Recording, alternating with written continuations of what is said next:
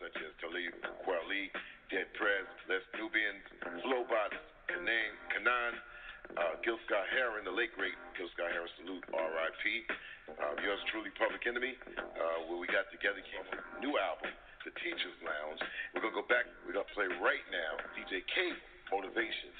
And this is Motivation, DJ Cable, Motivation. Yeah. Okay. They all get a pinch up of fools and tricks. That's why we gotta stay fit and grow our own ish.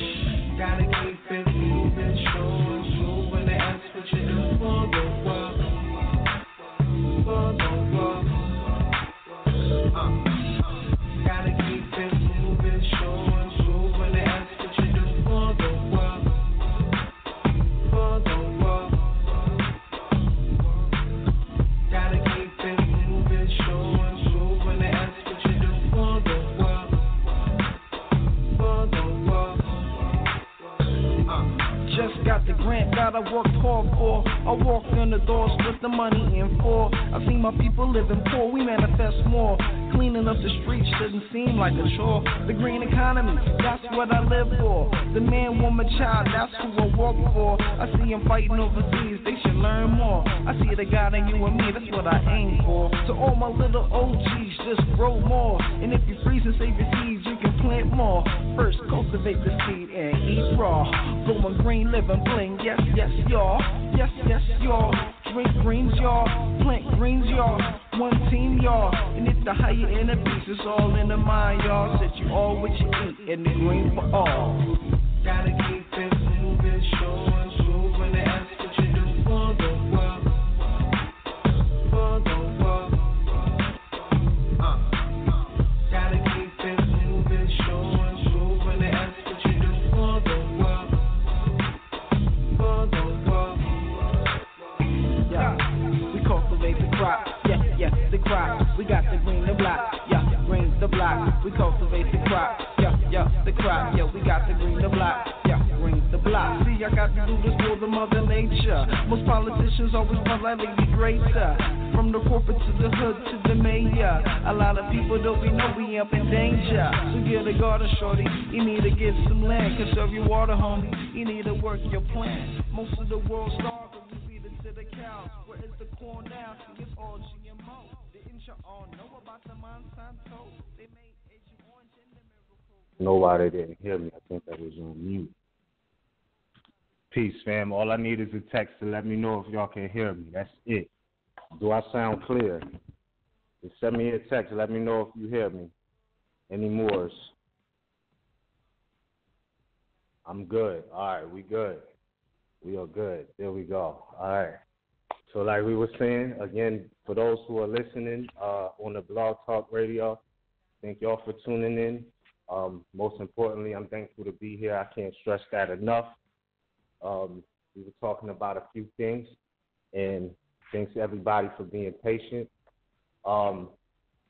It's a beautiful time. Like I said, I came up solo today, so, you know, Anna Eden, my mother, is not here, but we're going to open the floor. We're going to talk about a few things, but we did say we was going to do Q&A, so before we go in, I would like you to start off with what your question is. Okay, yeah, I don't really actually have that process. So I wouldn't tell you anything that I don't know. I wouldn't try to profess like I know something. I know how to do something I don't know how to do.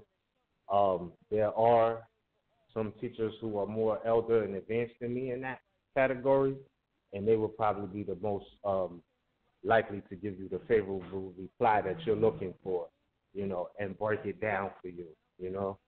That's really what it is. So absolutely.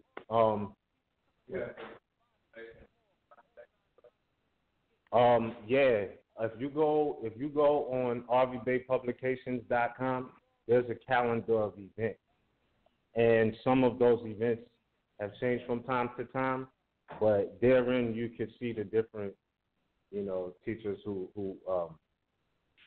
teach. Also, we have a whole catalog of classes on Blog Talk Radio as well, MHHS Blog Talk Radio. But one of the teachers that I've known, or I haven't, as of late, have been teaching on quote-unquote trust is Taj. That is one of the teachers who teach that particular information. He knows a lot more about that than I do. So,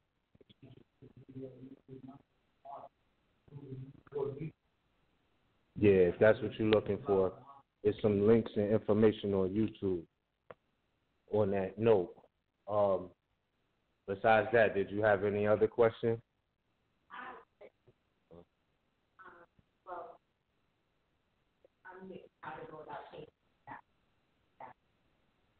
Okay.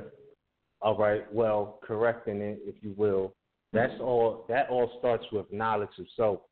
Where a lot of people get misguided at with quote unquote correcting their status is the fact that they forget that it's an internal process first, and then you express it outwardly. It's like any other process that involves yourself. Everything starts within. Just like you eat food and it's all digested within, you have to digest the knowledge of self within and then be able to express it without, because it's all mental. A lot of people won't break it down like this, but the fact that you want to correct, quote unquote, your status, which is a beautiful thing, but you got to know what it is, because status it deals with your relationship to the community, but it also means estate, like ancestral estate, and it's not temporary in nature, but there's a process that's called wardship, or a condition that's called wardship, for those who they deem minors in the mind. And a lot of people won't say it like that, that on an international level, we're looked at as minors in the mind when we don't know that we're not black. Because if they was to put you in a room in front of an international convention right now, everybody would say, oh, that's a Moor. She's brown skinned, you know what I'm saying? Undisputable facts. Her shirt is black, okay. You know what I mean? So in the community of internationals, you know, when they see people who think that, it's not that there's something wrong with you per se, but that's how they look at you. Like, it's like telling them the sky is not blue. You know what I'm saying? They're like, something is wrong. You got to be crazy. So it's a whole mental condition, and it has to be purged.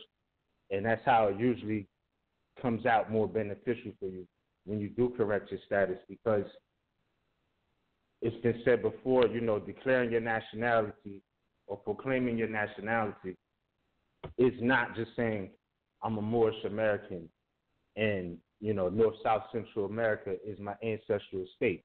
That's true. But it's also your actions and the way you do things, the way you respond to things. They'll know you declaring your nationality off your first writ, like with or without proclamation papers. They'll know if you're declaring if you declared your nationality, because it'll reflect in your speech. So when they start talking about you did such and such in the state of New York, they're going to look at your language. How do you respond to that? You know what I mean? That the state of New York has jurisdiction over whatever. How do you respond to that? Well, let them know where you really stand, because when you start talking about jurisdiction, there's branches to it. You know, is personam jurisdiction, which would be jurisdiction over the person, meaning, you know, quote unquote you, because you have artificial and natural person, right?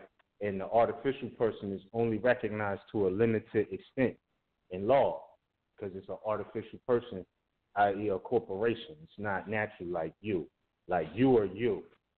You, we all exist off of the I am, right? Let's just take a example, like a lion. We call them lions. They don't call themselves lions. They just exist off of the I am. So we gave it a name or a tag that we can identify what I'm saying or talking about based off of the word lion. But the lion itself doesn't register with that, because it's existing off the I am. Not to say we need to be savage beasts, but when you know that degree of natural law and you just be yourself, that's how Noble Drew Ali began to uplift Moorish Americans, by teaching them to be themselves, not necessarily so yeah, the appellation that you bear says a lot as far as personam jurisdiction goes, but it's more so who are you, regardless of name, right? Because I can't say that, it's cool to have a European name and that's not going to say something. But beyond that, Moors correct their appellations throughout history. That's a process you see that Moors have continuously done. Muhammad Ali did it. What they call Sojourner Truth, she did it and got her children back. So these are key signs or signifiers of being in your own proper person, in propria persona. All of that is relative to status. So when you know your nationality, territorial jurisdiction automatically kicks in, because now if you are the Moor, the American, the Al-Moroccan, you know that America is not Europe. Therefore, Europeans cannot be Americans. For those who have access to internet tools, you can look up something called Old Stock Americans. Old Stock Americans, these are Europeans, the first wave of Europeans who was trying to tie into, quote-unquote, claiming to be American. But they tell you that Old Stock Americans are not the same as indigenous Americans. Now, my thing is this. Although they are, quote-unquote, claimed to be Old Stock Americans, that's also a falsehood, because Europeans can never be Americans, no matter how many generations they've been here. They will never be American, no matter how many different places on the world they go to. They are never those nationalities. They have an army that they station in different places all across the planet Earth. No matter where they station that army at, it never changes those Europeans' nationality. Likewise with us. Understand that as far as status, because to know yourself is to also know others. So, it's been said that the European doesn't have any history that doesn't involve us. We have history that does not involve them, but they don't have any history that's absent of us from beginning to end. We could go with the Yakub experiment, etc. That still doesn't exclude, an aspect of our history, because nothing comes before its creator. So, when you're talking status of state, one of the major things that you have to be clear on is geography and the geographical locations of what your home is. Where is it? And then we could go back even further than that and substantiate we were all over the planet. And Moor is the word that connects all over the planet. People will say, Moor is spelt like this in that language. Moor is spelt like that in another language. But the thing is that Moor, the word Moor, is recognized in every language. Can't say that about a lot of words. You can't say that, you could go into Italian and the word black has derivatives of that word. It's a whole different word in another language. They'll say negri or whatever. So there's no derivatives like it is with Moor in every language, Moreno, everything. So, law and history go together. That's something that I've been inspired and enlightened and humbled by my experience for this 2017 Gregorian time block, is just traveling different places. I've said it before, we've all heard it before, that life is an open book. Y'all heard that statement before, correct? Okay, life is an open book. And it's true, because no matter where you go, our history is there, specifically when you go down south. And they put it all out in the streets. It's not hidden. You be like, my gosh, nobody ever covers this, nobody reports it. But it's just wide open down there. So, law and history go together once you understand law and history, how they correlate, which that could be a process that takes years. You don't learn everything overnight. And multiple nights, I'm sure studious Moors have studied, stayed up, broke day, and, I know you feel, if you really study and you know exactly what I'm talking about, when you like, damn, I can't believe the sun is up already. Those endeavors to study, the information that comes to you not through a book, just through intuition and perception. You know what I'm talking about, you know? So I would say it's about having your mind's eye open and being able to receive. And then once you receive, thus you are able to project or regurgitate what it is that you have taken in. And until you do that, all you can be is a parrot. Well, you know, I heard Todd said, or I heard Miz say, or Rod said. That's not studying. You know, I mean, don't get me wrong. You have to have the oral traditions and whatnot. But the thing is, what did they say? And did you go check it out? You know, because if you're not cross-referencing and taking everything based off of what you hear, then again, that's another mission failed, because Noble Dry Lee was saying that man knows not by being told.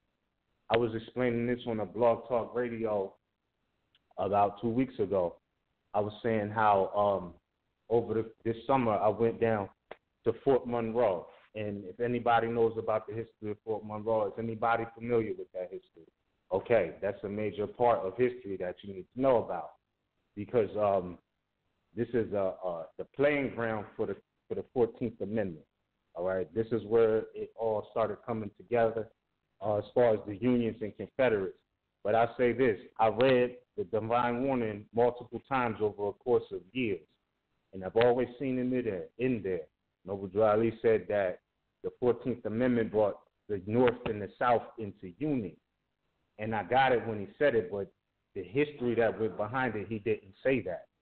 But he also said that he didn't tell you everything, because if he did, you would go back to sleep.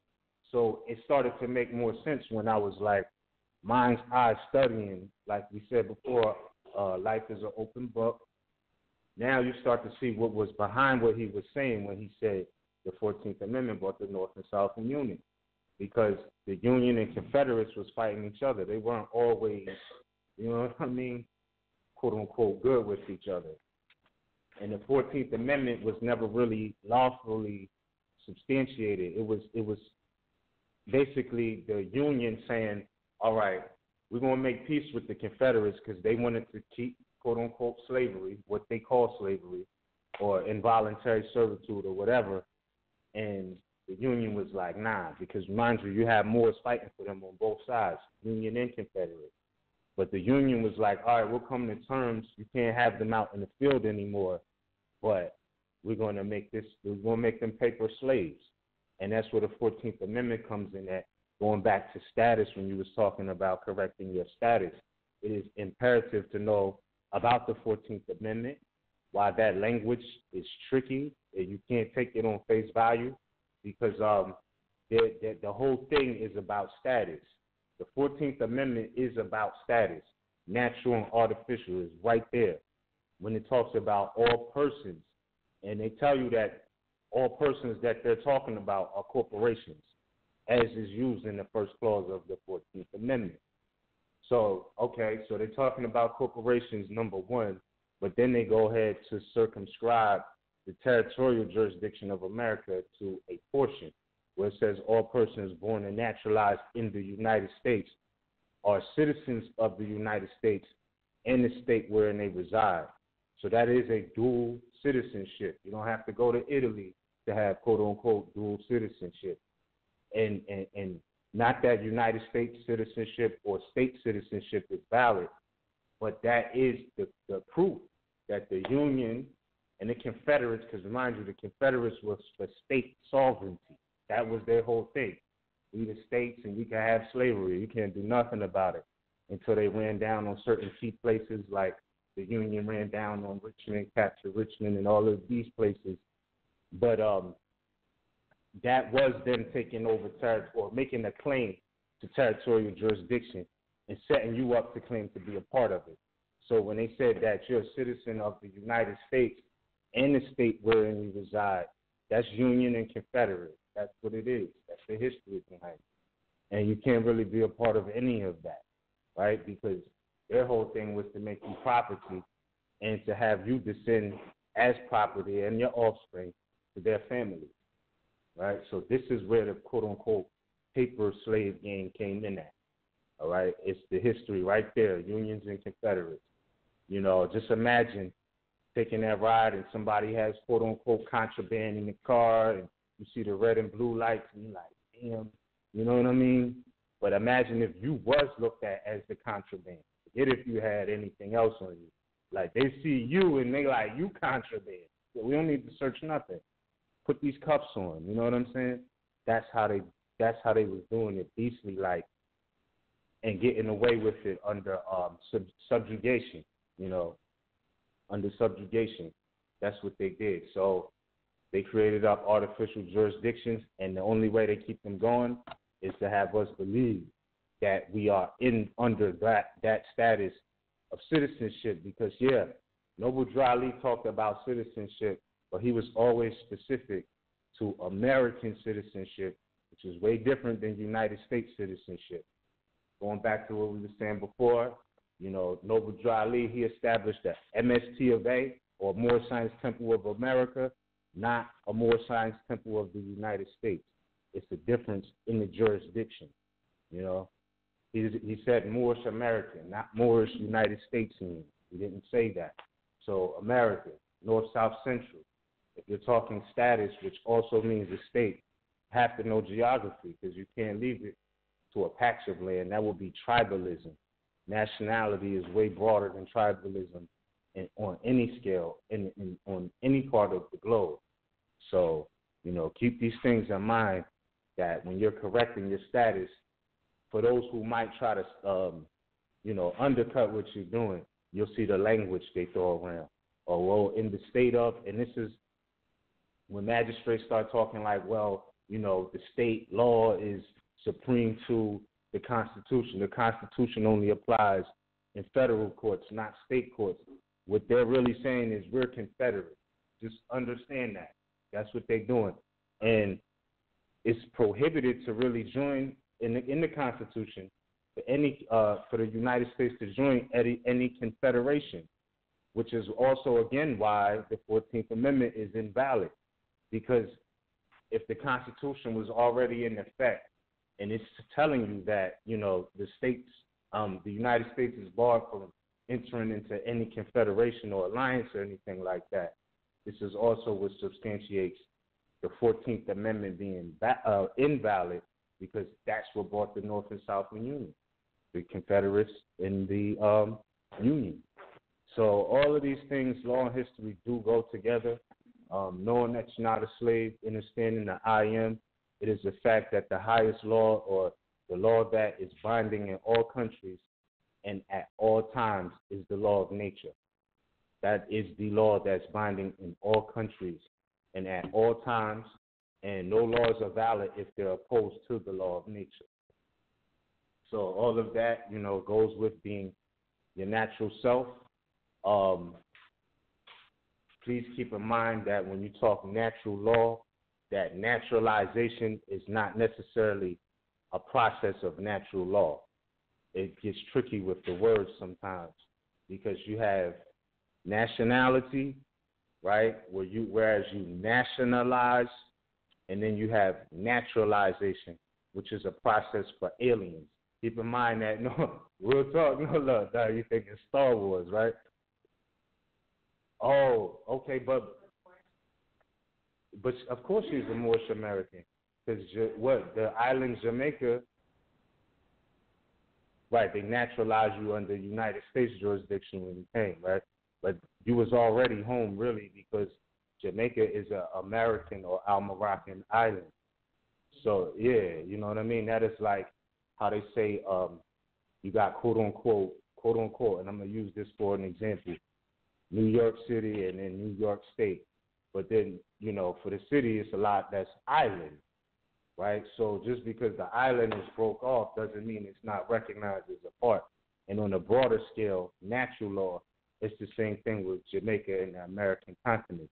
Just because it broke off doesn't mean it's a foreign land. So you are home, and the naturalization process, I haven't ever went through that because, you know, I was born on the mainland. But I know that all of that is bogus. And it's funny you mentioned from being from Jamaica, because I remember Cujo posted something like last week about them bringing national identification cards to Jamaica, and they going nuts out there like, no way, because they're not they're not a load of your nationality card. These are tracking devices. They want to know everything about you. Handprint, footprint. Your veins? Your veins? Are you serious? What they want with your veins, though? Huh? Yeah. What? So what? I mean, like, how do? Yeah.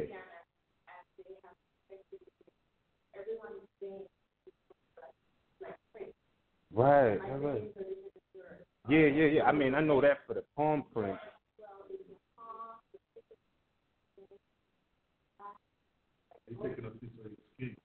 Are you serious? So what? All of that is supposed to be on this ID card.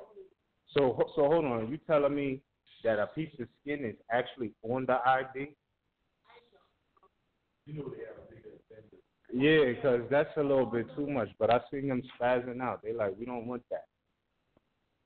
Organ harvesting, yeah, that would fall into that realm right there.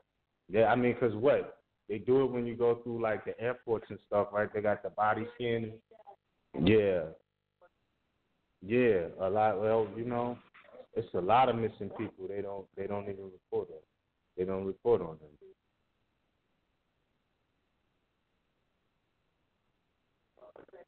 Uh-huh.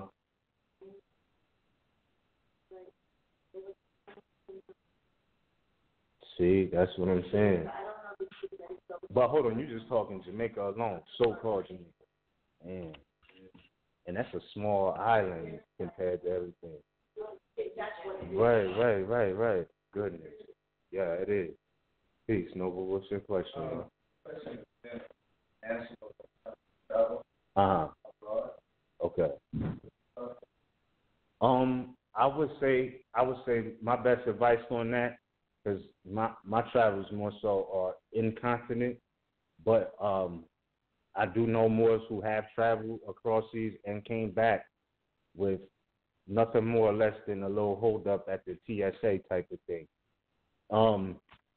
So all it took was just a little bit of preventive measures of putting these places on notice before travel, because remember, prevention is better than cure. That's a maxim, and it applies in law. Right now, I know there's a whole bunch of funky stuff going on the political level with the right to travel as we speak. So there's different reactions that are going on. You know, Trump is saying he doesn't want, quote-unquote, ISIS coming in. They just passed his travel ban. I don't know the domino effect of that, you know, how that's going to affect other nations and how they see their allies and things like that. So I don't know exactly where, but I know that there has been people who have traveled not with anything we produce and got jammed up. We've seen what happened with Mos Def. You know, that doesn't make the European or the Pilgrim right in any aspect. That was the world passport. I think the Europeans made that up. So he got that, which, you know, the idea isn't quote-unquote bad. I don't know what happened, though. I don't, you know what I mean? So, Islam.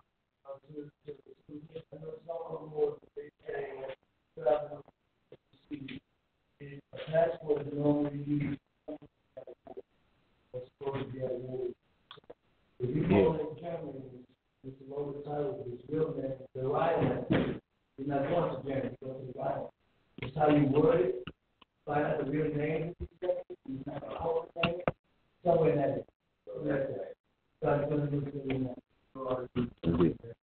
the different name. Yeah, passport. Hold on. Does anybody have a Black's Law dictionary with them right now? You got one in the car? You got the 4th edition? Let's go. Yeah. And look, when you bring it back in, pass it to him to look up passport. That's what we're gonna do with that. Yeah, revised 4th edition is cool too. You know, it's cool to have everything, but I wouldn't see. That's the thing. I don't like to say one book is better than the other. You know, it's good to have them all, right? Because it's like when you put them all together, it makes more sense. Like, you know, people say, well, don't deal with this one and that one, but it's like a series of movies. Like if there's a series of movies, if you start at part 7, you're gonna be like, man, I don't understand what's going on with this. You know what I mean? Same thing with books. You want to start from beginning to end. Oh, you got the little one. Let me see. Oh, I didn't even know they made Black's Law Dictionary this size. Like, see, even this, I'm not trying to, but I'm glad you brought this in. But even this, because look, it says Black's Law Dictionary, but this is not Henry Campbell Black's Law Dictionary. No, see, wow, they trying to pull a wink. They try to pull it on people with this one. Wow, I got to take a picture of this. Yo, what? I never saw one this little either. My goodness. Yeah, copyright 1996. Yeah, the fourth edition is way bigger than that. It's way bigger than that. Yeah. Okay, yeah, that's not right. But look, you got the first edition. That's what's good. So listen up, man. Check this out, right? A passport. Pardon me. Hold on 1 second, man. Either ask your question or just hold on 1 second, right? A passport is actually for ships. It's not for people, all right? And they were originally used in the Mediterranean for Europeans to pass the ports. They were not meant for natural people to have travels. For cargo, exactly. But the definition of passport in the real Henry Campbell Black's Law Dictionary, it tells you flat out that it's an instrument used for ships to pass the ports. It was never for actual people, you know what I mean, to be able to travel abroad or exercise their right to travel, you know. So again, if you were traveling at certain times, you would want to still fly your colors or your national flag so people could determine what's the nationality of the ship. You know, like if you see a ship with a unicorn on it back then, they knew it was British. You know what I mean? So your symbols would determine, okay, those are British. Okay, the red flag, green 5-pointed star, those are the Moors. We good. We got the treaty already. We don't need to mess with them. We don't need the pirate ships, depending on what the nationality was, what the treaty rules were. But, you know, Moors ran down on a lot of Europeans off the coast of Europe. You know what I'm talking about. And I want to say the coast of Europe, but it's really the coast of Asia. Because Europe is within Asia just like Canada is in North America. So that's another one they try to pull over our eyes. Asia Minor, right? Yeah. You got Asia Major, Asia Minor, because really the whole planet was called Asia. And in fact, we are Asiatic. But what did they do? They watered it down and just said we was Indians. They ain't say, forget Asiatics, they Indians. You know what I mean? When that was circumscribing even more who we actually are, which is Asiatics, because Indians are in Asia. And you have people who talk crazy, like, oh, Moors are just from Africa. You know what I mean? When it's documented fact that Moors been here, you can look at Ancient and Modern Britons gives it to you. All right, they let you know that what you call Indians were indifferently known as Moors, all up and down the East Coast, or all over, however you want to do it. Huh? Well, this goes back to what I was saying about they were actually Asiatics, because that's why you see Europe is in Asia. Yeah, factually. But look, Europe is in Asia, just like Canada, so-called Canada. Canaan land is North America still, from Alaska, all of that. So when Noble Drew Ali said, you know, this is the uniting of Asia, and he was talking about the European history, he was pointing you to the keys, because Europe is really Asia. Those was originally Asiatics. This is why when you look at their coats of arms, nothing but Moors' heads all through Europe. because those was Asiatics, okay? So Moor, when they tell you about Moor being any of the dark-skinned African or Asian races, though, we know that it still applies to the aboriginals here. That's just what they're saying. So, that's why you can see so much Moorish history correlative to European. And it's just a shame, peace and love, when they act like they don't know who Moors are. They know who you are, but it's something called ostracizing. That's what they're doing right now. Because we was never really meant for this to integrate with their society anyway. They don't have jurisdiction anyway. So the whole thing is, well, if you're going to ostracize us, just leave us all the way alone. Then. Don't worry about nothing with us, then. Because, you're going to pick a fight or start an accusation, and then when you go to defend yourself with the words, it's like, oh, no, they want to ostracize. Some people, they do that too. I've heard, you know what I mean? So, it's just a matter of knowing, being yourself. Like I said, from your response, they'll know if you really know your nationality or not. Europe is not a continent. No, not really. No, it's no bodies of water all around. You know what I mean? It's just a part of the Moors or Asiatics' ancestral state that they seeded out to them or cut out for them. It's like you might have a lot of land, right, and you might have a dog. And on the land, you give the dog a doghouse. You feel me?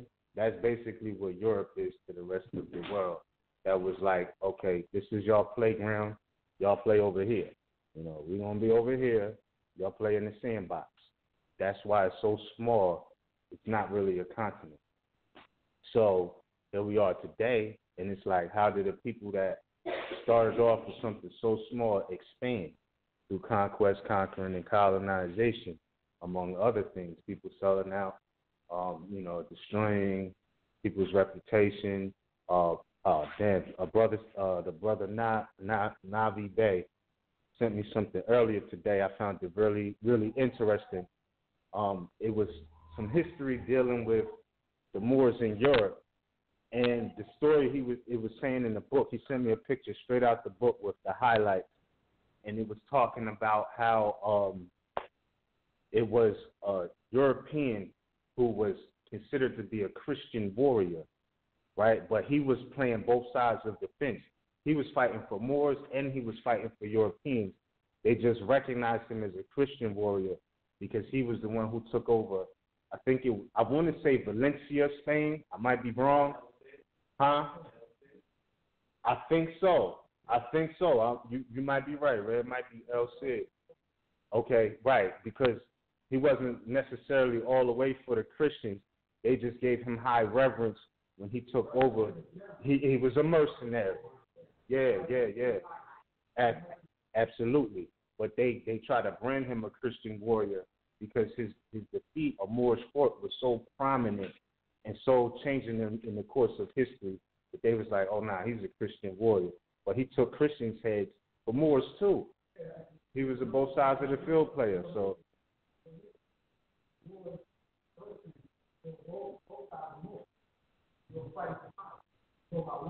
Yeah, that's what it is. That's what it was. That's what it is.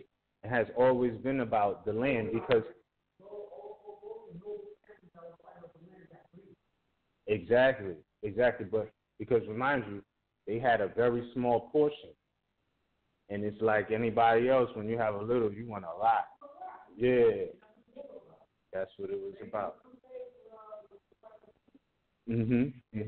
Yeah. Oh, I'm glad you said that. They was fighting over Jerusalem.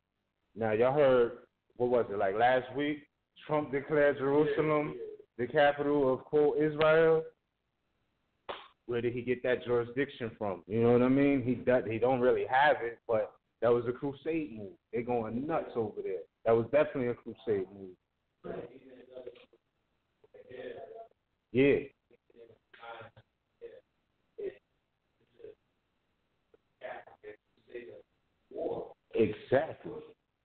Exactly. But and he said that's like Bush said that it was a crusade. Like he literally said it. Like he was like, look, this crusade is gonna take a minute. You know what I mean? And I'm gonna be patient. You know, that's what he said. And then you had Trump, he touched down in Pensacola, Florida, like last week or something, and he was talking about he came back from China with $300 billion worth of deals, $300 billion, right? And then he was like, he said it on stand. He was like, look, this country is rotten. It's actually sick from the inside. This is what Trump is saying. I'm like, damn, I see why they don't really like this dude. Like, but he said it. He was like, look, some of our institutions are sick from the inside out, and we got to change it. That's what he said. Peace, right? Mm-hmm.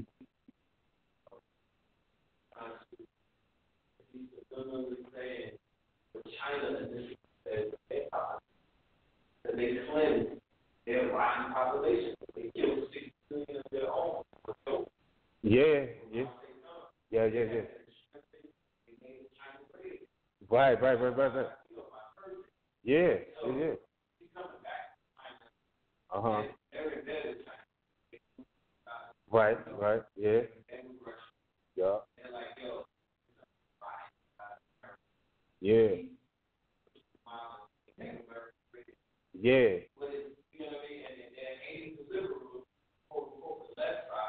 Uh-huh. Right.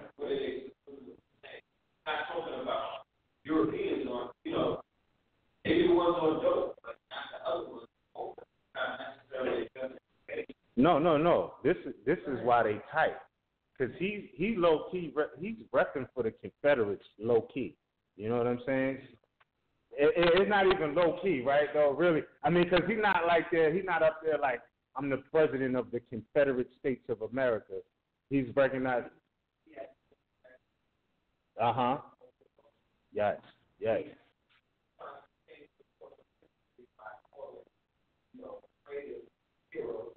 Yeah. Right.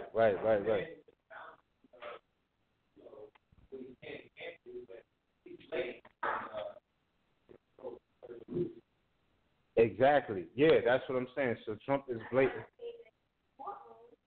No. Nah, that's still the lynching grounds for them. You know what I mean? Metaphysical lynching grounds. I see that happening, but it's going to take something else. Right now, they're amped up because they're like, look, Roman, Confederate, Christian, Jesuit, they're like, we're riding out. You know what I mean? It doesn't matter. So at this particular point, he's purging from the top down because, like, the thing is, they don't like him, and he don't like them. He's telling you, like, the FBI, they want him gone. He fired the head of the FBI, which makes me question, like, okay, all these reports that was being put out, if the dude wasn't competent, ab initio, or whatever it was, does that make all of their reports invalid? Because we had a conversation, and we was talking about a few things, and you was bringing up the Panthers, and I went back and did some more of the history. I'm like, damn, what they did was so wicked. I mean, like, it was a war. Because anytime you can have a breakfast program for the children and they label that nefarious activity, that's what they said, that because they had a breakfast program, they had to break it up because it's nefarious, meaning that the breakfast program is evil. That's how your FBI, CIA saw that activity. And then they were so savage that they went and burnt boxes of cereal. You know what I mean? For the children, though. So miss me with whatever, when people start slandering and they trying to discredit Moors because of what an FBI file says, you can completely miss me with that because these are the most reverse psychological people you can ever really deal with. They'll lay it all out and then flip the story. Peace, Noble.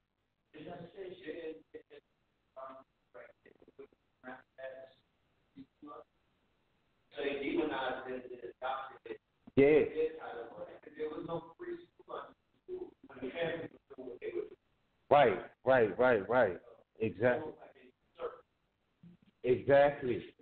But they always took our methodologies and then used it because they learned sociology from us. The medical marijuana.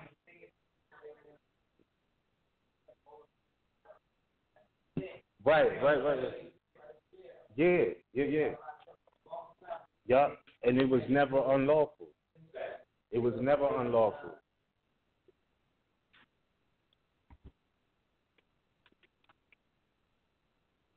But that's what the FBI said. Right, but that's what I'm saying. That's so bogus. You know what I mean? Yeah, had it been some Europeans or some, you know what I mean, out there. Exactly. Huh?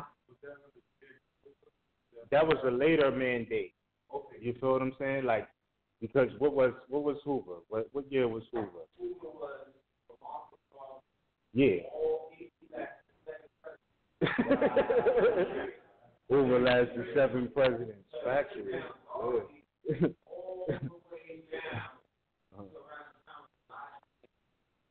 Yeah. That's why those crime is only in that whole federal thing. Yeah. Exactly.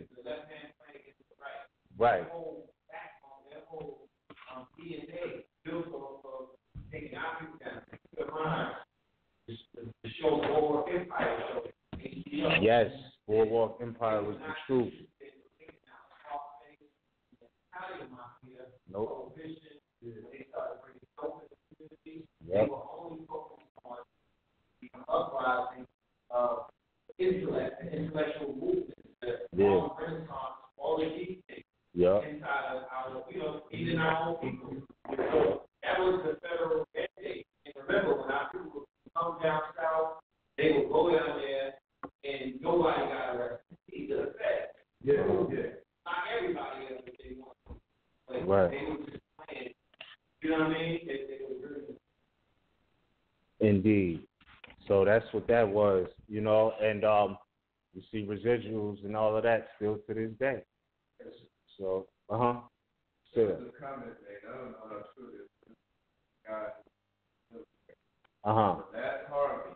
Yeah. The second release of water. Yeah. The help that they got down there, the so-called help, was soldiers with guns. It blocked off the lower end of that region. Blocked it off. Yeah. Where you couldn't go that help. Right. And then let the water go. Yeah, but they did the same thing. They did the same thing with Katrina too. Yeah, of course it is. But they did the same thing with Katrina. Because remember too, when Katrina happened, a lot of people forget that the next week Houston got hit back then too. Like the very next week, I forgot the name of the hurricane, but it was like, I was paying attention. And I'm like, wow, back to back. And then it happened again this year with Harvey. But I don't know. This is just a sidebar. Texas, you mentioned Texas. And I've been thinking like, why does Texas and taxes seem like so much of a similar word? Texas and taxes. And that took me into the aspects of the Mexican war and all of that. Because they say Mexican-American, but they wasn't really fighting Americans or Almoravians. That was Europeans. They need to start claiming their own wars because they do it in the name of other people and then muddy the relationships in those aspects. So, Mexicans are American in all reality because, like I said, Canada is on American land. Jamaica is an American island. So-called Jamaica is an American island. Mexico is America. Trump's ancestors directly came from Europe, like literally on the boat. You know what I mean? Right, but that's what I'm saying. He is who his foremothers and forefathers are. 2 generations ago, 4 generations, 8 generations ago, it doesn't matter. They are still who they are, but look, they're still Europeans. But look, don't get it twisted. They have a high secret aspiration for oh yeah, my fault. Good looking out. Hold up. Yeah, they have a high. I think I got another one too. Just give me a second. Oh, hold on. Here goes another one. Yeah, they have a high aspiration. Yeah, good looking.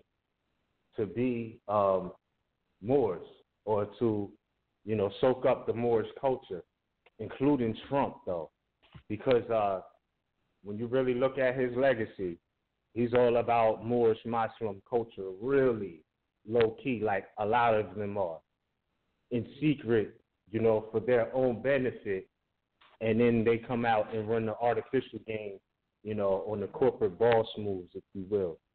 So, like, you seen Hoover with the fact he was a Shriner or whatnot, you know what I mean? Yeah. He was a Muslim Shriner, so they know who Moors are. Don't get it twisted with Trump having the Taj Mahals and all of that. Those were buildings that were built by Asiatic that he mocked. He had it down to a science. He had the elephants in the front of the Trump Taj and all of that. And real talk, he did. So they have an admiration that they won't necessarily openly speak about, but they do have it, I can't say that, I'm excited that they practice it in secret, but it's good to know that they know. Like, I know you've seen on the website the pictures with the Europeans and the fezzes on, and though they have writing on it, it lets you know, like, hold on, these people know. They're not stupid, you know what I mean? They know who's who and what's what. Daughters of American Revolution. But hold on. We was traveling down south this summer. They had so many organizations of amongst themselves. They have so many different organizations. Because not only do they have the Daughters of American Revolution, they have Daughters of the American Colonies. And they don't beef with each other. Believe that. You know what I'm saying? So, The ones Civil War, the ones who can help write all the textbooks, the whole Civil War thing. I think probably so, yeah, because like I said, they have multiple daughter, quote unquote, societies. So, yeah, I seen that with my own eyes at a plantation. It was a plaque dedicated by the Daughters of American Colonies, and it blew me away. I'm like, hold on, I thought the only one was Daughters of American Revolution. You know what I mean? And it's deeper than that. It goes deeper than that. So, not to be caught up on quote-unquote societies, but just know they exist. Like you said, they jacked the free lunch programs and all of that and instituted it into the schools. They also jacked, I don't want to say orders, but ways of organizing people or a collective unit amongst themselves. And, yeah, they might have different chapters, but they on the same page. Daughters of American Revolution, Daughters of American Colonies, all of them are interrelated. You know what I'm saying? So, yeah. They all got the same agenda. They got the same agenda. Absolutely. Yes. What for?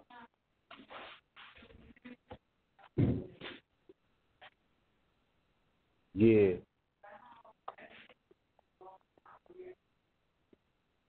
Oh.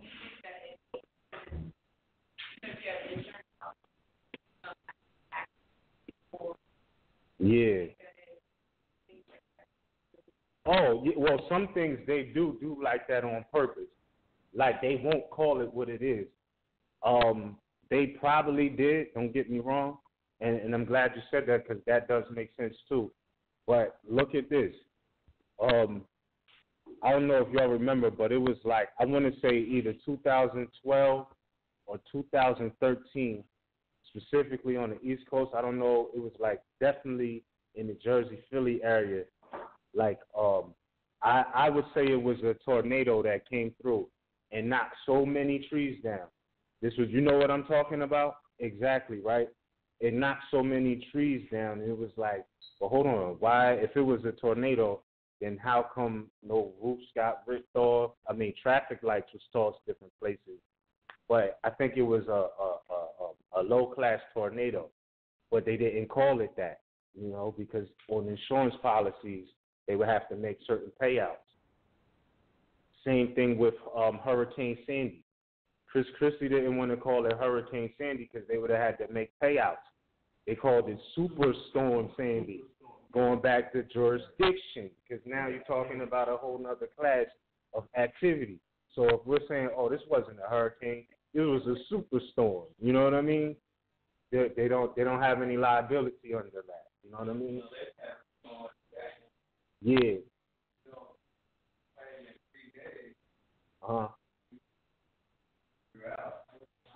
Yeah, but see, that's what I'm saying.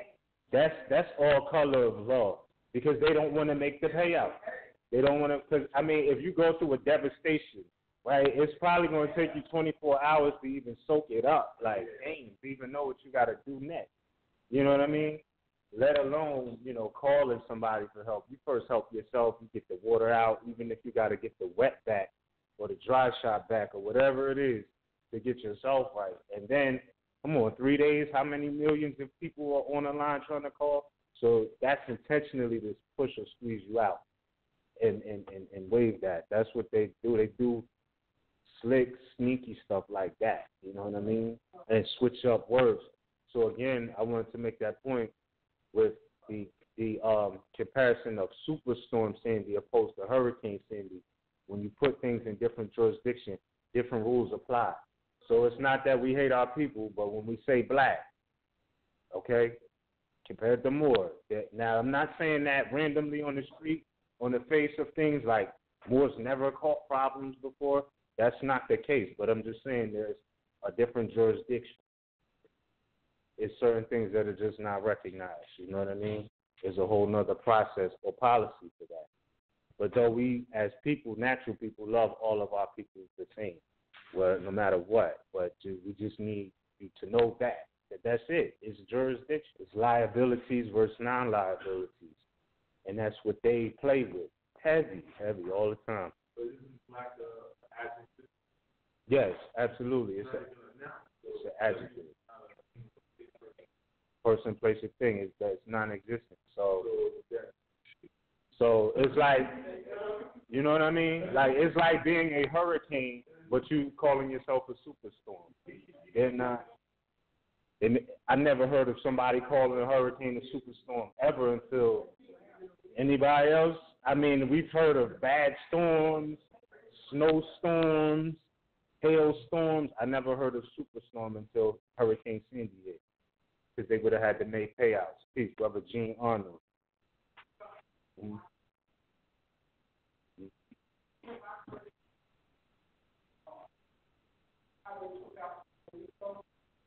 Ooh, yeah, they just came out. They just came out today with a report, or the day before yesterday, with a report about raising beans. You said? Oh, I haven't heard of that one. I heard them say that. Yeah, really? Wow. Whoa, no, hold up. This is important. I heard about what happened in Cuba. The diplomats, they got ran out of there because they used sound effects. They used sonic weapons. They used sounds to run them out of there. And I was saying, I came back from North Carolina at the end of October. And me and two of my cousins was walking down the street, and we was picking up so much history. And out of nowhere, it was like this sonic effect that just was like, and it was people that would sleep at the bus terminal, at the bus stop. I'm like, it was so annoying, we had to keep it moving. But what bugged me out more than anything is that it didn't wake them up.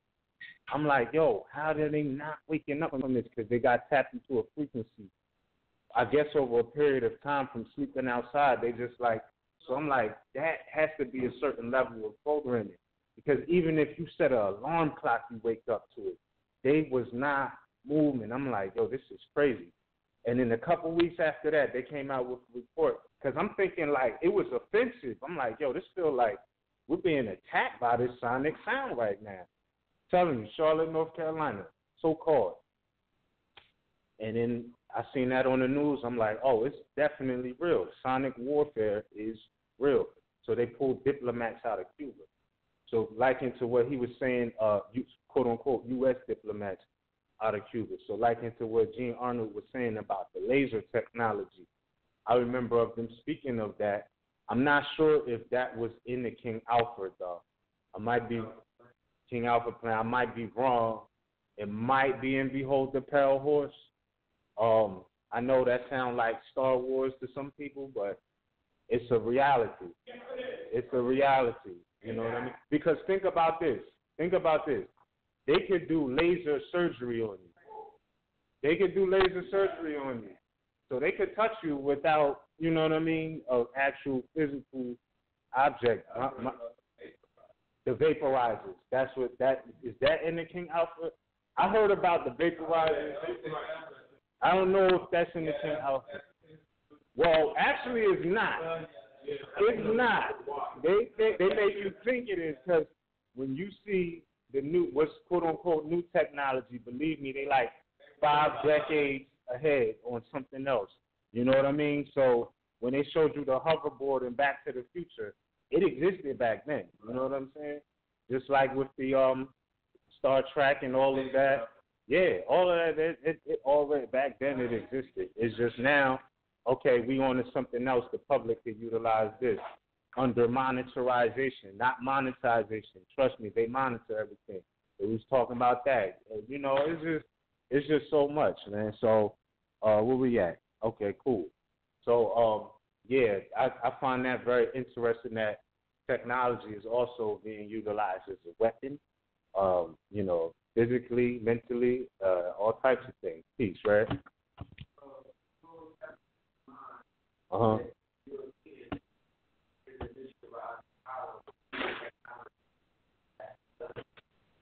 True.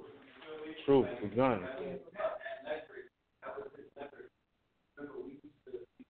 Right. Yeah. Yeah.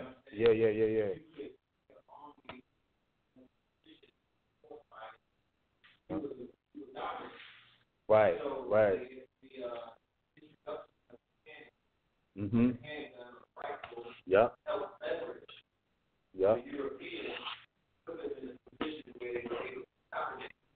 They could see us in Alhambra, they were able to come over here to the Americas where we were not hardened by warfare. Right. Yeah.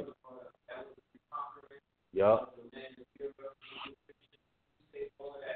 You know what I mean? So these Europeans were more hardened. Yeah.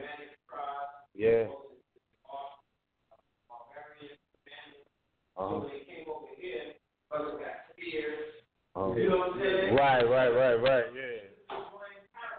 Yup. So they're not war hardened. So Right. Europeans came to he had to rip armor. Uh-huh. Form of technology in the bronze age, or that's before the industrial age. So now, True, say that. you got the rise of AI. Uh-huh. Quantum, you know what I'm saying? All of these things have to go through software. Uh-huh. Before they even introduce, they have to already they have to weaponize. Yeah. So they weaponize social media. Oh yeah. You know what I mean? Yup. Yeah. They use every tool in the toolbox to keep the leverage they're falling out of power. Right? Yeah. Their mortality rate has shrunk. It's higher than our mortality rate. So they got to go to something artificial. So I'm also understanding that we live in a day and time where this can be perfect. We speak transhumanism. Yeah. You know? Absolutely. They're going forward with that. Oh yeah, know that. So yeah, they've been doing a lot already. Did a lot of crossbreeding and things like. Say that again.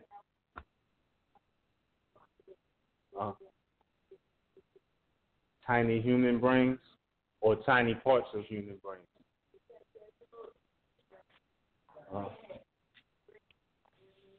Got you. Well, that's the thing with Europeans. Like everything natural, they want to covet it.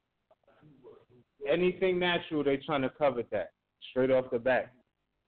We took a trip to I don't even want to say we was out so-called Virginia, and there was a plantation called Shirley's Plantation. And what was so odd to me is not only was it still major, massive amounts of cotton on the cotton field, but what else they kept enslaved. Like they had dove birds enslaved on the plantation, like literally in houses, and their whole thing was, the dove has great nutrients. That's how they saw the bird, opposed to, because they were on an animalistic vibration. So they would capture doves and have them in these houses. It's called a dove cote, C-O-T-E, a dove cote. That's how they would do it. So they enslaved cows, humans, birds, everything they could to have certain types of dominion over these things. So when I saw that, I know it's a sad thing when we talk about, because I don't want to play, I'm not about the victimhood thing. I'm just saying we know that Europeans was enslaved as well, right? It's not just a story. As a matter of fact, Noble Drew Ali said every nation suffered slavery. So miss everybody else with that. Nobody's feeling sorry because of that for us, because everybody else went through it. Every other nationality went through it. So they like, look, we came up from that. You know what I mean? When you talk about the technology, China right now, they're using robots as prison guards. I kid you not, you can Google that. You can Google that.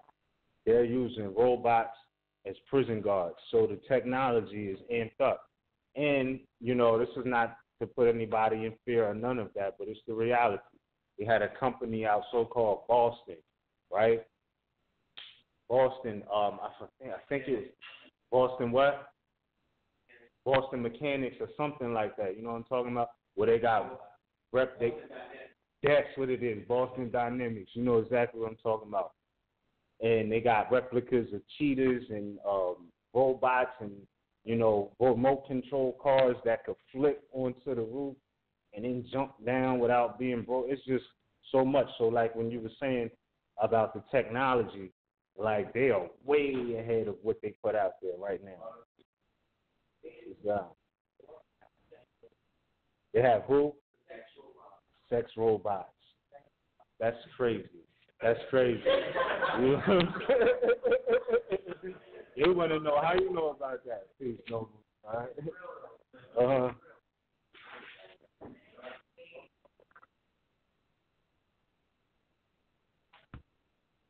Yeah. Yeah. Uh-huh.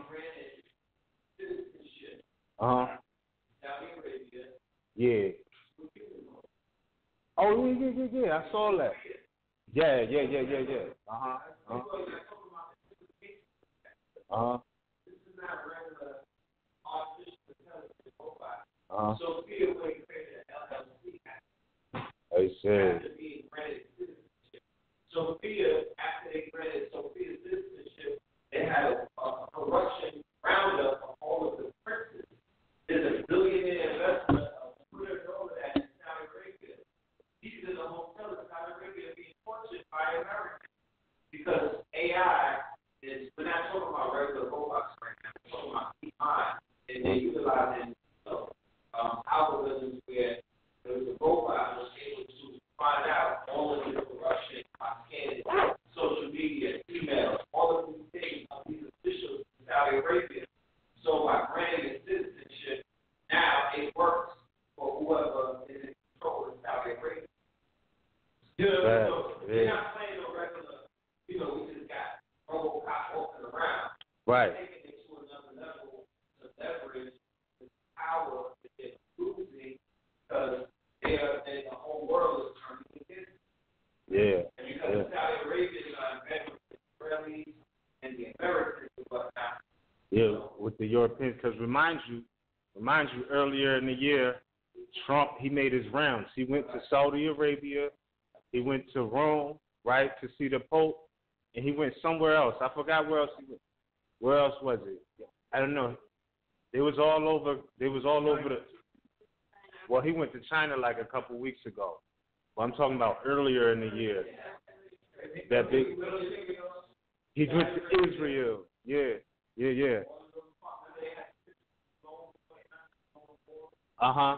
But look, what did he come in there for? What did he come in there for? Because right after that, they did a sweep on the quote-unquote Saudi Arabians and locked up different princes and emirs. Right after that, so it was like, hold on. What was fishy about that is Trump just left. You know what I mean? And then after all these years of them reigning, now they coming down on them like, nah, they did a sweep on quote-unquote Saudi Arabia. But then keep in mind that the history of Saudi Arabia is so relative to Moors. You know what I mean? Because inside of the Circle 7 cover, you see that Ibn Saud is on the inside of the cover. All right? And that's how it became known as Saudi Arabia, is because him and some other Moors went back and took over what was inherently theirs, ab initio. And then he renamed the place Saudi Arabia. So, when people be slandering Moors and, Moors, those are those Arabs, and we don't rock with Moors and all of that, ignorance at its highest height. You know what I'm saying? Because, yeah, you know what I mean? Because Noble Drali laid it out. He told you all of these are Muslims, Asiatic. He also connected that to the Western Hemisphere, all right? So, remind you, historical context is important because in the historical context, who we call Europeans today are, which they are, but, commonly called as quote-unquote white people, these were known and recognized in treaties as Slavic and Christian powers as well. You know what I mean? But then you got to keep in mind that we find in the deists, because, they had some quote-unquote Masons who learned from Moors, right? And they were called deists who set up on the United States outside of quote-unquote Christian principles. But they came from that stuff, you know what I mean? But they were deists stuff. So collectively, yeah, they would be classed in that group, but nonetheless, it wasn't originally set up on Christian powers or Christian principles, but as a result of the sellouts and all of that, that's what you see. You know what I mean? So from the deists to right on up to today, Trump is still going hard. He's telling you he's a Christian. Somebody who doesn't know history, they think he goes to church on Sunday. He's in Mar-a-Lago on Sunday. He's talking about a history of Christian crusaders where they have deer's heads along with other types of heads stuck on the wall, all right? Actually, he's really not. Here, so this camera you. They infiltrated you. Right. Okay. Well, this is the thing. Jew isn't a nationality. Jew isn't really a nationality. So their quote unquote religious persuasion is something different. But Christian, because you'll hear the more you go back into history, you'll see that the Europeans never really had a nationality, which is why they claim everybody else's. They really didn't have one. So, when we allowed Europe for them, right, they had to cling on to different ways and principles of Moors or Asiatics because they never had a nation of their own. So Christian wasn't a nationality, but collectively, that's who they would recognize that. You know what I mean? Exactly, the Cretans, etc. Because they never had a nationality. So the Christian powers was fitting for them, and that's why they came over here. And today they claim to be American so hard when they know that they are not. You know what I mean? They know they're not. So again, nationality is the order of the day. More is knowing yourself, your history. This puts everything in perspective for you. It really does. But you have to study, like we said earlier.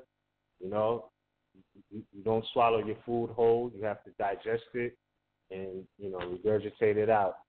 And the only way to do that is to take time to digest it. But, check, I don't want to put any caps or anything on there, but it's 9 o'clock. We're going to wrap up around 9:30. Sis, I just want to know, did you want to share your story from today with us? All right. My fault. Can you want to come up here so they can hear you on 9 too? Yes. Peace and love, family. All right.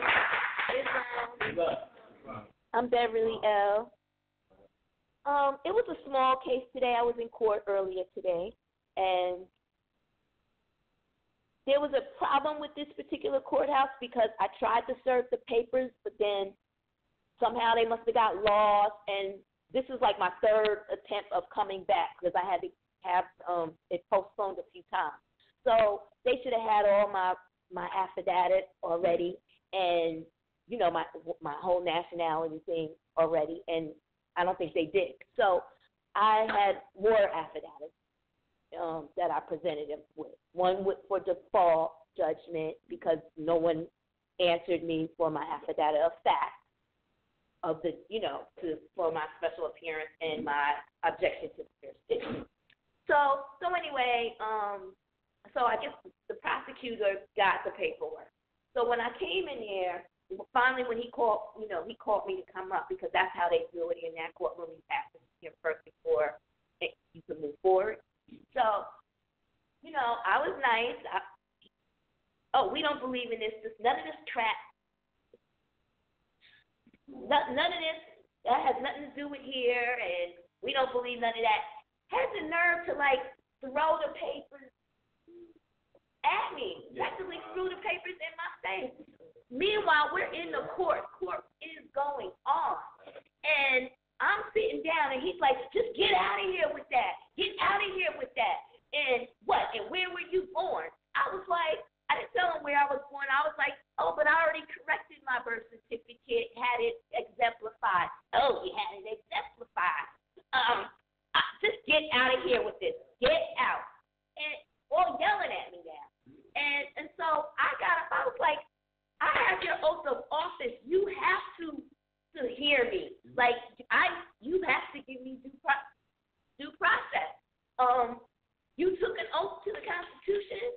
You have to uphold that right oath. And so, I got a little boisterous at that point. And so, I left the courtroom. So I'm still wondering. So, they told me I had to leave, wait out front. So I'm like, okay, so can I go home? Or do I leave? Is it over? No, wait. You still have to see the judge, blah, blah, blah. So they ended up bringing me back in to see another prosecutor. See, he was trying to get out of there anyway. He didn't want to deal with me. And I was like, no, hold up. I just won 3 cases already this month. And you think, no, you're going to have to listen. But the point I'm trying to make is that these people are evil, just pure evil. They talk to you like you ain't nothing. No. Well, let her finish her story. Like he didn't have to come at me like that. Just say, okay, I don't want to acknowledge it, but now you're going to be all in my throwing the papers at me and get out of here with that. That stuff doesn't, can't bring that up in here. All this, what? That was all unnecessary. And so anyway, so I left, I waited for them, told me to come back in. They had me see this other prosecutor. She was a female. So before I even got the chance to show her the papers, I was like, I'd like to move for dismissal. And she was like, okay. And then she was like, I was like, well, do you want to see my papers? Oh, no, that's not necessary. I'm going to dismiss it. Back. So I just let it go. Yeah. He was trying to shake you up and keep you not taking it, but you had it. Yeah, but that's ostracizing too. But it's like I've already been through this, so I'm used to it now. Like my first time, I did lose one case last month, but that was because I wasn't on point, and there was just a lot of mistakes that I made in the courtroom. I still didn't lose it because I planned on either suing a judge or moving forward, which is another question I need to ask you.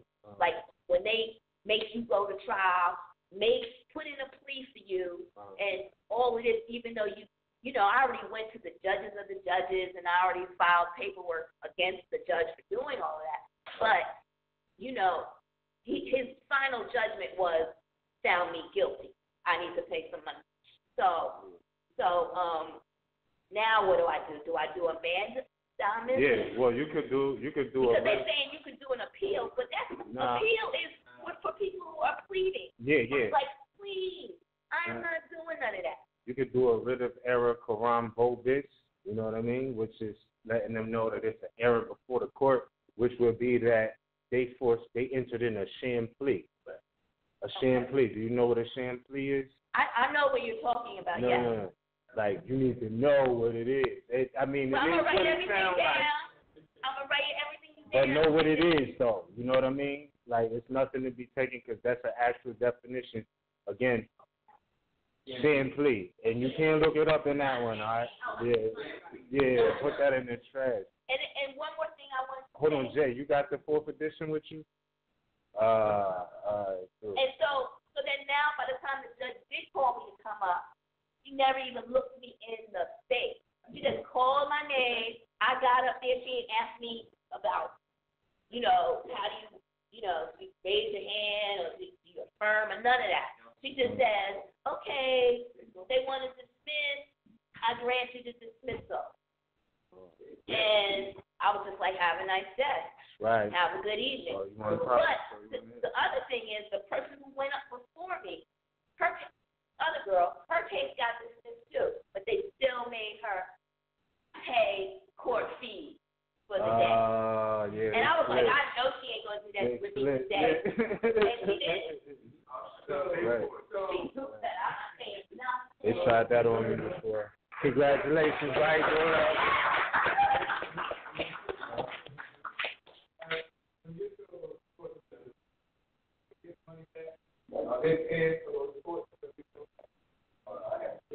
Oh, well, that answer has multiple layers to it.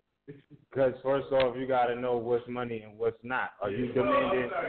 No. Don't be sorry. Let's be specific. Because all law is specific, right? Hold on. We talked about the superstorm versus the hurricane, right? So everything is specific, no matter what you're talking about.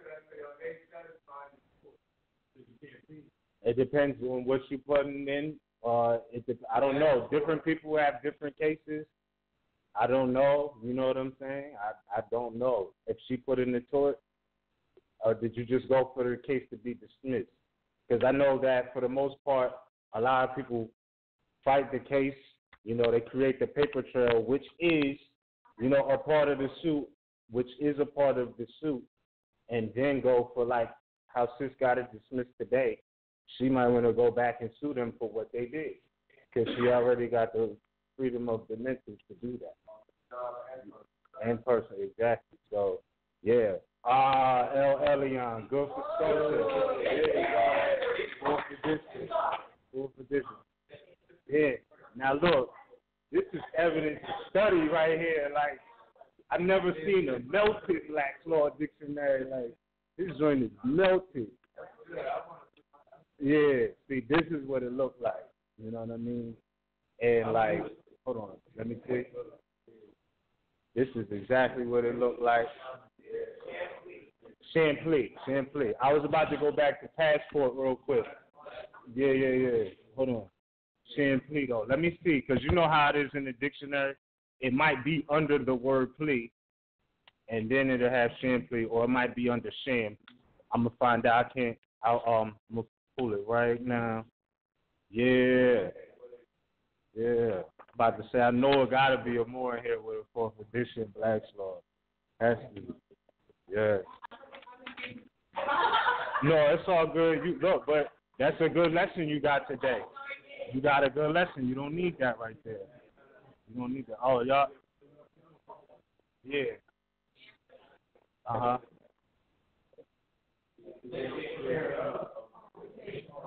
Sister. Hold on, check it out. So, does anybody want to volunteer to read the definition of Champlain?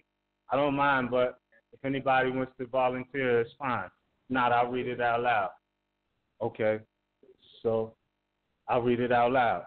Champlain, on page 1310 of the Henry Kimball Black's Law Dictionary, 4th edition, it says Champlain is a false plea, a plea of false or fictitious matter, subtly drawn so as to entrap an opponent or create delay, okay? And then it says a vexatious or false defense resorted to under the old system of pleading for purpose of delay and annoyance. Mr. Chitty defines, I'm sorry, that's his name, no. Mr. Chitty defines Champlain to be pleas so palpably and manifestly untrue that the court will assume them to be so. Pleas manifestly absurd, when answers or defenses admit of lawyer-like argument such as courts should listen to. They are not sham in the sense of the statute, quote unquote. I'm not going to read that whole thing, but basically that's the gist of a sham plea. And we could take it to passports. I think we kind of broke that down. But if anybody, I know it was the brother. Oh, okay. Yeah. Hold up. Okay, so look. Under the definition of passport, they have sub-definitions. So they have the definition of passport in maritime law. They have the definition of passport in international law. and then they have the definition of passport in American law, and it says in modern law. But we from Jamaica to here, we Americans, right? Yeah. So let's look at what it say in American law. It says a passport is a special instrument intended for the protection of American vessels against the Barbary powers, usually called a Mediterranean pass. That's what it's called. A passport is a Mediterranean pass. And you know who is dominant or dominions of the Mediterranean. Well, it was Moors all day. You know what I mean? Barbary powers, etc. You know that.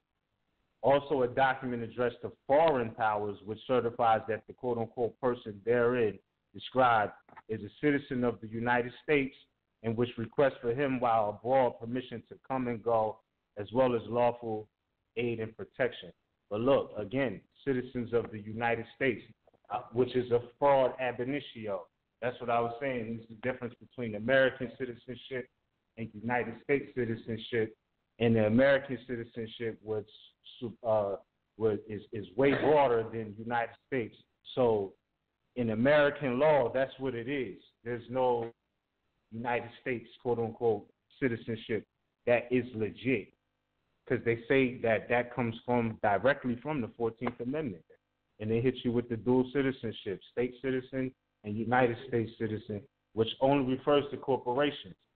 So, you know, yeah, and then in international law, because when you're dealing with passports, more than likely you're going to places where it's international. There's other nations involved when you travel.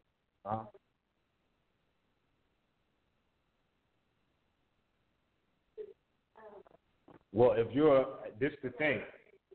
Yeah, but look, if you're an American citizen, right?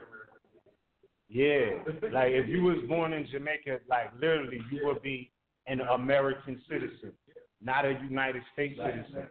They're different. The U.S. citizenship is the color of law. The American, that's natural law. That's a birthright. That's a birthright. Yeah. Yeah. Well, it wasn't just the 1700s. What really amped them up was the Naturalization Act of 1870. That's when the Europeans first commonly started counting themselves as white. This is the time frame where because you just came up out of the war between the Union and Confederates, right? So coming from up out of that, you know, they basically abandoned the Republican form. The Democrat was always a fraud form, and this came in with your carpetbag and scalawag regime, which they also could. No, I'm dead serious. Yeah, exactly. And they also came in with the color of law being called white person. Because no.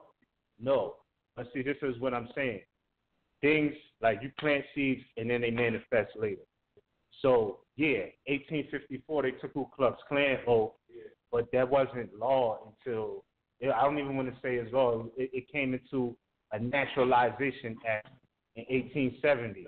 It's like George Bush signed the bill for the museum in D.C. 13 years ago, 14 years ago, and it just manifested last year.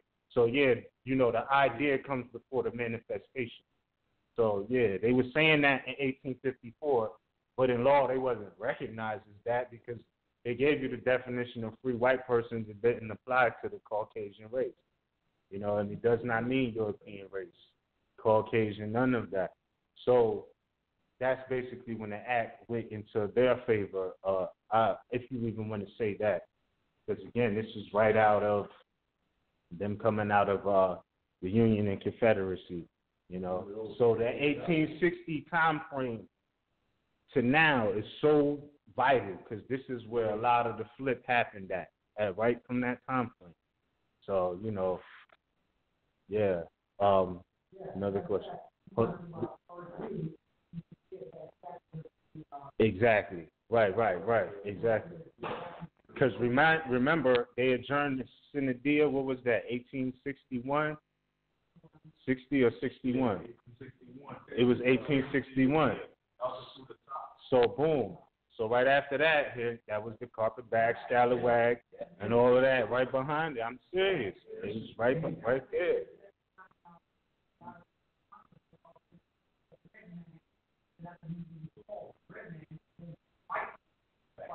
Yeah. Factual. My force is extra.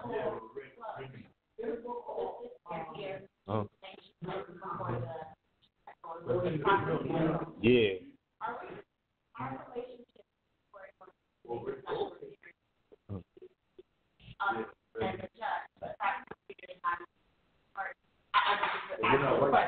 Yeah.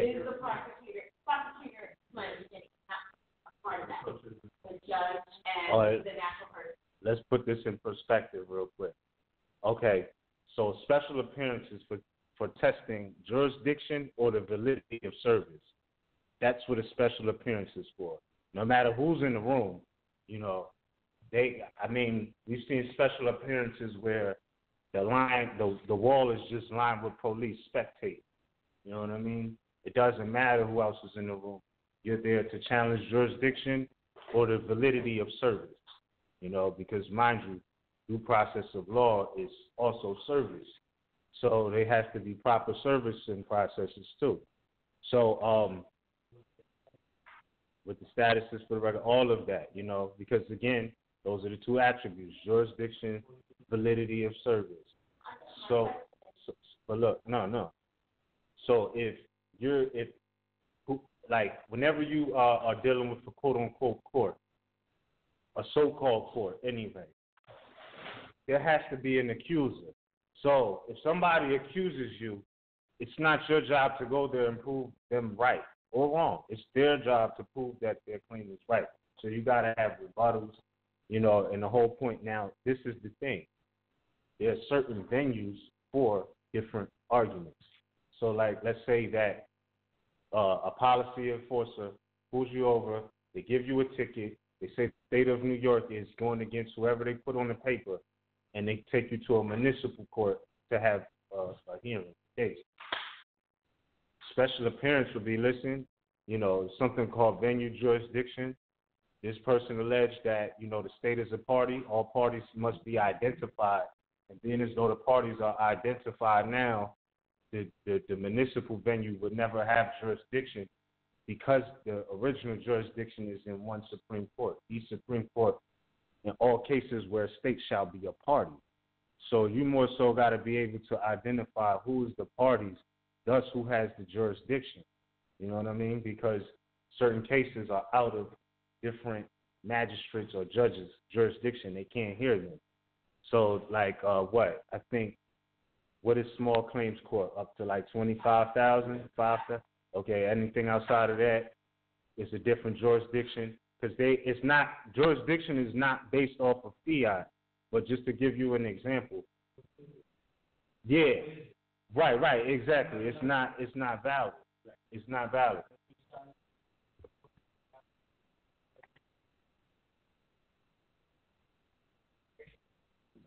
You didn't sign up for that, none of that. It could be, man. I mean, saying it's color of law. Know that. You're right. You all are money, color of court. They're state, and they try to make you do what they want you to do. No, you gotta just go over here. You gotta sit over there and move over there, and can't move. But that's all a part of trying to get personam jurisdiction, though. Is to make you follow an order. She don't want the argument. Right. No, he asked me where I was going. He didn't ask me. Well, so you explained it. You emphasized first. You understood that was the problem. You truly have a trust. It's a trust. So they took equitable and gave the other one to bring them back. They separated the trust. You have Yeah, but hold on, before you answer, I just want to point out that when they asked her where she was born, that was completely jurisdictional. That was a jurisdictional question because, you know, as soon as you'd have said New York or United States, they either had the jurisdiction because that's the language of the 14th Amendment, which is why Prophet Noble Drew Ali was also a genius when he asked you in the circle, the 101s, he said, why are we Moorish Americans? Because we're descendants of Moroccans born in America. He did not say born in the United States of America. He did not say born in the United States. He said born in America, which is north, south, central from Alaska all the way down to Chile. So understand that when they ask you that, they're talking 14th Amendment jurisdiction. That's a 14th Amendment jurisdictional question. Yeah, as soon as you say state of whatever, that's what they ask you. But hold on, before you answer your question, ask your question. You had a question? The sister, someone had a question. What happens when banks shut down? Oh, hold on. He is lost into a black hole.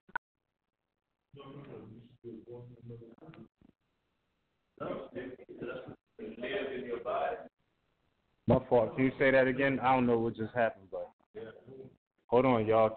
She's asking the question. Can y'all give her the floor for a second, please?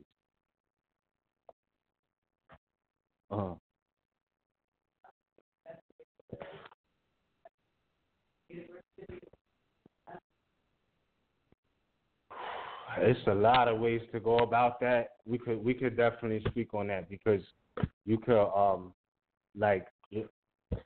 wow, that's a whole nother class, like, to be honest. But there's a way to go about that. It's just you would have to make certain claims, like in writing. You know what I mean? But because hold on. Because you being the mother, as long as you know, the condition of the child is determined by the mother. That's an ancient maxim from back then to present day. So depending on your status is going to be what the children's status is recognized at. And if you assert your full authority over, yours, there's no, like, you created them. They're yours. Like, not that you are, like, own them. Of course, they're going to grow and do, but nobody in the law of nature has more of a say-so over them or their status or their existence than you do right now. So keep in mind that all of the political power and attributes are in the natural people, every one of us. And what we say is law, we have to know that, though, and not be a quote-unquote beggar nation, as Noble Drew Ali was saying, looking for them to be like, oh, it's okay, like, you got to know that. You know what I mean? But we'll definitely talk about that because if society begins with family, so does authority or government. And that's the real truth. Like, you are a governor in that fashion, or a matriarch, shall I say. You know what I mean? So what you say is law. What you say is law. But the Pilgrims never really wanted to respect that form of existence. That's why everything they do is patriarchal in nature. You know what I mean? And as long as you in place to them, you good. Do what I say, you do this. You know what I mean? But we'll get into that for sure because that's a loaded question. You know what I mean? Certainly. So before we wrap up, the brother had a question or statement, and then we're going to move on. Please.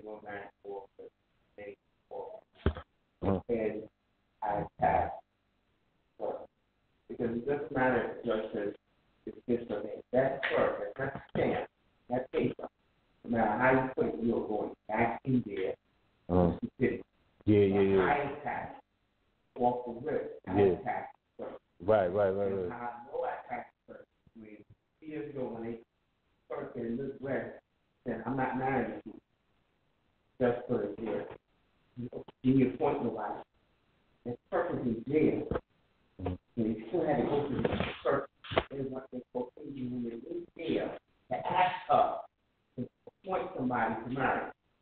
Until they appointed somebody and person first is the powerful. Yeah. You attack also with I attack. I attack for officer or the person who's going to continue. Yeah. I attack them separately. I attack the first. Judge, whatever. So like, okay, the judge, the prosecutor, whatever, but I attack their wrong. You attack that in the wrong. If you're at law, I am law. Right. And And then once I put on my list and everything, and then that's how I attack. As far as figures, who owns my parents' taxes on the house, every single thing. Now my eyes are open, I attack. Right. So it's different. I don't know how everybody does. But for me, I don't want to say when I walk in Walmart, I pay tax. I walk in eBay, I don't pay tax. Right. I stand on my square now. Yeah. It's different from last when I came here to now. Right, of course, it's supposed to be. Yeah. But I never have a debate with them. Yeah. Because the judge say, okay, and you tell us first. Don't stand the thing. Right. Well, they do that because I remember going to make a special appearance with a brethren one time, and I mean, you know, you're not supposed to be last minute, but they was playing them games. So we came last minute, the day of, and right before the special appearance, like in the courtroom, he served the paperwork. Now, this was his sister. She's just playing clerk. Like, she doesn't know, she's just the clerk. You feel me? She's not malicious. She's not none of that. So she takes the paperwork, stamps it, keeps a copy, gives it back, takes it into the courtroom. And we seen, like, her come out the back and put it on the magistrate's desk. And when she put it on his desk, he was like, why did you take this? That's what he said. Like, he was like, why did you take this? Like, she's like, what? I'm at the clerk window. Like, you know what I'm saying? But that's how they move. They get tight. So that I'll never forget that. I'll never forget that ever. He was like, why did you take this? Yeah. Absolutely. Yeah, because now there's liability even more for due process of law because it's not supposed to be taken and then, you know, disappear. Like, if there's people to be served listed on that paperwork, now the liability is on them. You know what I mean? If they say, okay, well, it's stamped here, meaning somebody got something. Okay, what happened to it? Because if you're saying that you got it and you read it, you know what I'm saying, and that's not entered into the record, then that's another problem. So, yeah, for certain. Well, that being the case, family, it's 9:29, so we'll wrap up at 9:30, and we're going to stay true to that. I definitely enjoyed this, congregation tonight, I want to say. Everybody who was here, I appreciate to see you all again. Sisters, I'm glad y'all came and had questions and everything. It's just a beautiful situation. RVBey will be here next Wednesday, the third Wednesday, which is actually the winter solstice. So I'm going to try to make it up next Wednesday as well. But, look forward to that. And, again, I appreciate you all. Malik, thank you for working the cam. Reb, everybody, I just thank y'all. You know what I mean? Salam, everybody, I appreciate that. So, El Elyon, thank you for being the studious Moor, only Moor who brought the 4th edition. I'm going to take a picture of this, though, because, bro, this is crazy evidence of study right here. This is the 4th edition. This looks like it came out of World War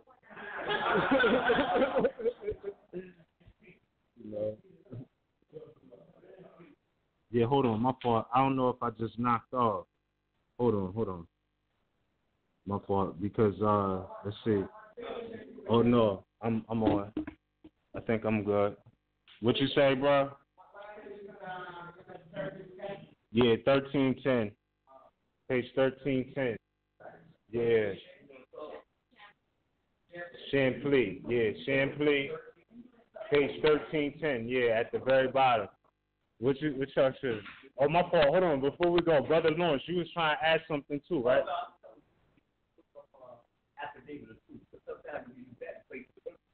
Yeah, affidavit. Right. That's another thing too, because we know that process of she said exemplify the birth certificate.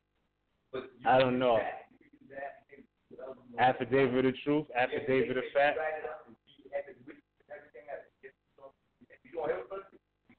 Exactly.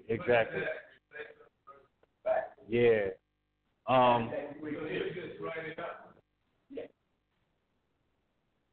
Yeah.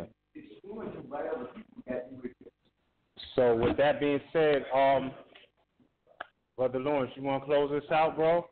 All right. Why is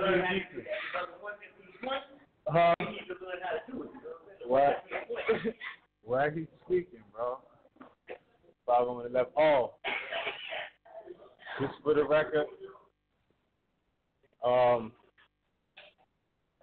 Yeah. Yeah, I was gonna take a picture of it. You can take a picture of it. Yeah, that's crazy. Islam. We'll do it after we pray out. 5 on the right, 4 on the left. Repeat after me. Allah. Allah. Father of the universe. Father of the universe. Father of love. Father of love. Truth. Peace. Freedom. Injustice. Allah is my protector. My God. In my salvation. My night. And by day. With holy prophets. With Du'awi. Islam. Also known as all right. Peace, nobles. Thank y'all for being here. Go ahead.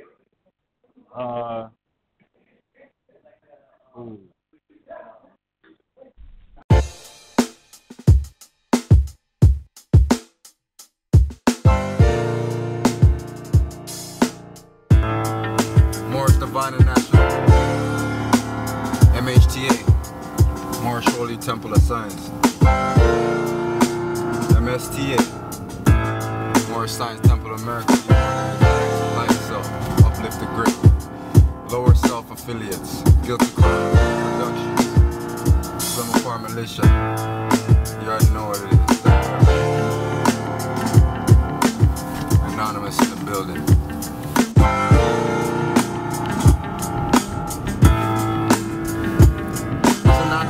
For a savior, ESs can't save you.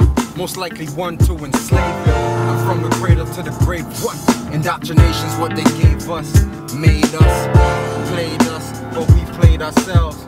Made ourselves who we are. Turned into raps from stars. See the caption, it's close but far. Step out the frame and see the real picture. No one else to blame. Don't get out before they get you. Bet your bottom dollar. Step out of line. Don't they hang you by your collar. Holla, if you hear me, I'm a Moor, please don't fear me. I'm just trying to express things clearly. Every second, minute, hour, day, month, yearly. We barely make it above water. Get prepared, get ready for the onslaught. Yeah, dog. That was live. Yo, more fire. Drop a next one. Alright, I'm gonna drop some old school shit, some exclusive shit. This is some 98 shit.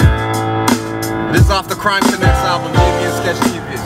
You already know what it is, Anonymous in the building. Yo.